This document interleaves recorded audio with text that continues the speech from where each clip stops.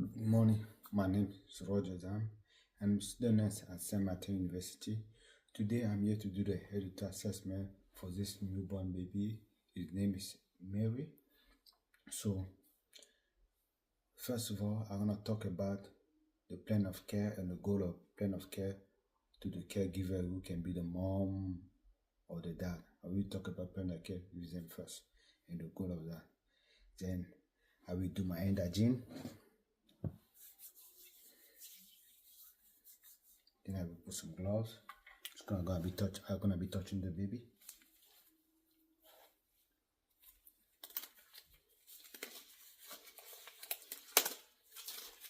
Put some gloves on.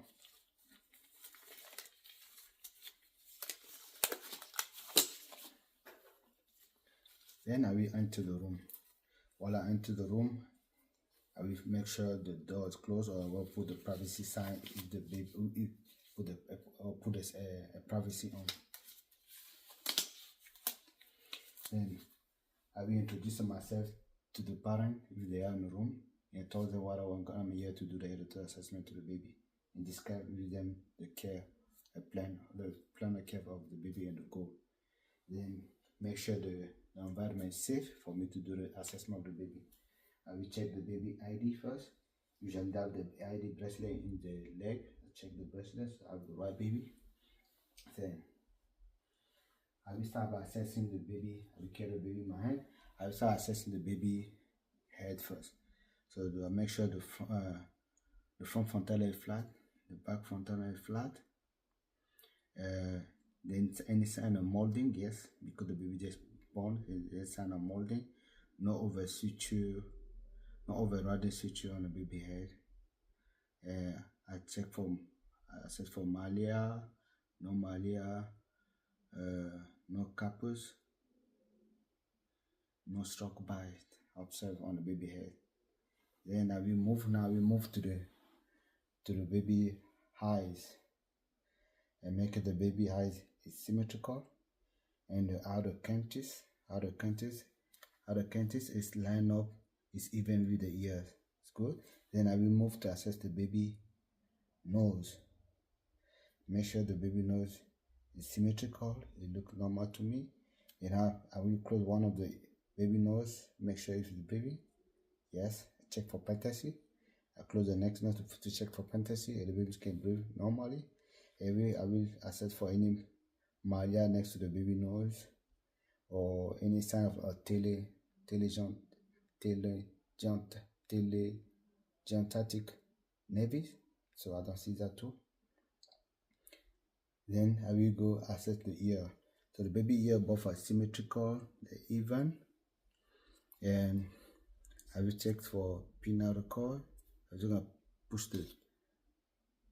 bend the ear down. You can record by himself, bend it down, you can record outside. So I assess the baby ear and make sure the baby can hear both sides. So the baby can hear both sounds, baby react to the sound. And now I will assess for the mouth. So the mouth look normal to me. The baby mouth is symmetrical. Then I will put my hand and check for the baby if there is any sign of platelet in the baby mouth. I will also assess for a spin spiral, which is like a baby teeth. Make sure the baby has that. So the baby do have that. Then I will go down and assess for baby neck. On the neck, I will check for the clavicle. I can feel the clavicle on both sides. And I will assess for baby range of motion too on the neck. Okay. So I have a clavicle, and the baby can move his shoulder easily, so no pain. Then I will move down to the baby chest. On the baby chest, I'll make sure the baby has 2 nipples. And then I will listen to the baby heart rate.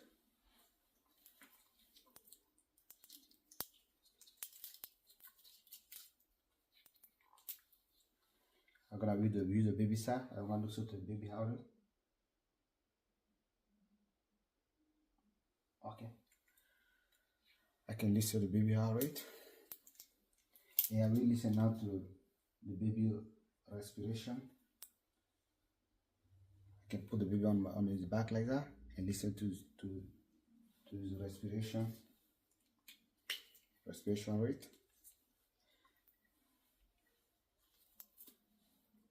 I can put the baby on his back. I can listen to respiration rate on his back. Okay. I can listen to his lung. Okay. So on the chest, I just listen to I make sure the tuning pole, he has it. I listen to heart rate. I listen to respiratory rate on his lung in the back. And now I'm gonna check for the baby brachial pulse. Okay, on both hands. There's a brachial pulse. Then I will listen to I will check for the auxiliary temperature. I didn't put my hand on the baby armpit to check his auxiliary temperature. Okay, this one. Then I will move to the baby's abdomen. I will time to assess the baby abdomen. On the baby abdomen, I just need to listen to his bowel movement and make sure and inspect umbilical cord. Make sure he has a 3 vessel and he got no sign of infection.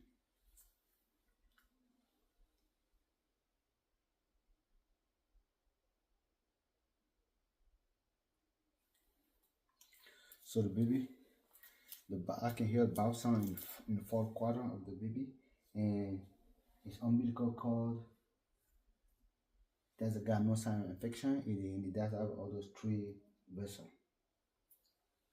Now it's time to now I will assess. After I assess the baby's abdomen, now we assess the baby's skin. So on the baby's skin, I see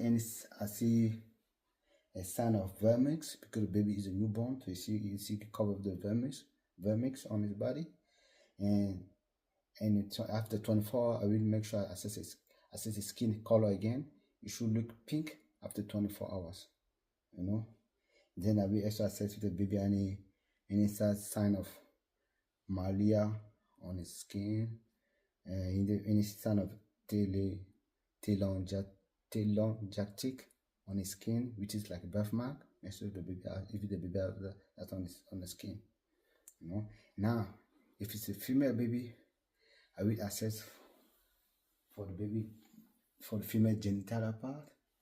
Make sure this, as you're gonna observe the baby genital part,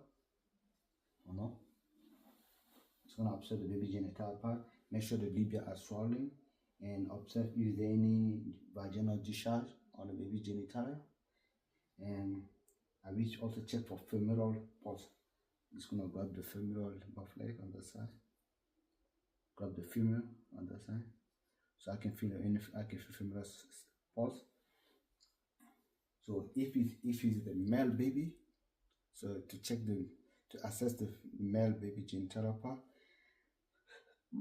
I just want to make sure the sex is good, look normal, and there's an opening on the urethra.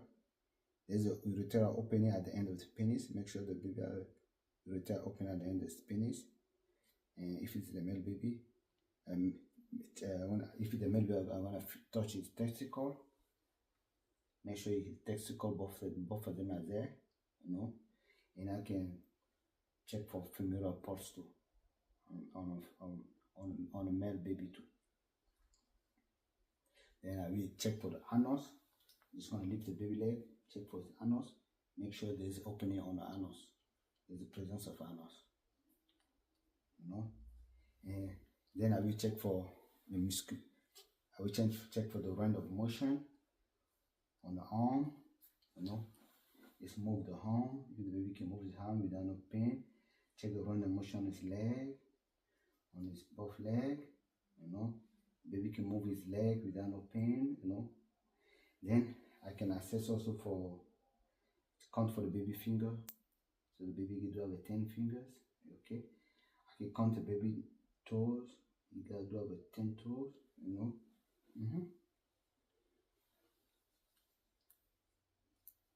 Thank you. Now it's time to assess the baby back. On the baby back, let me carry the baby. On the baby back, I gotta look for a sign of a slave grave navy on the baby back, so the baby doesn't have it. And we assess the spinal cord, make sure the spinal cord is intact, straight, and there's a gluteal fold at the end. So the baby do have that. And then I will assess the baby hips. I will assess the baby hips using the arlow and the autolining movement. The arlow using the barlow and the autolining movement. So I assess the baby hips movement. I'll just assess the baby hips using the barlow and the autolining movement.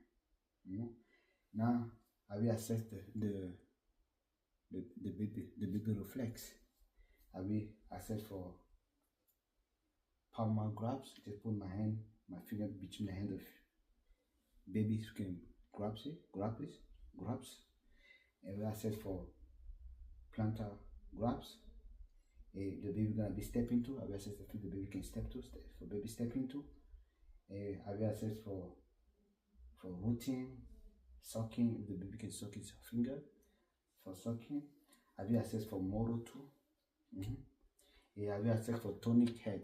If the baby can support his head, his neck. I will assess for tonic neck too.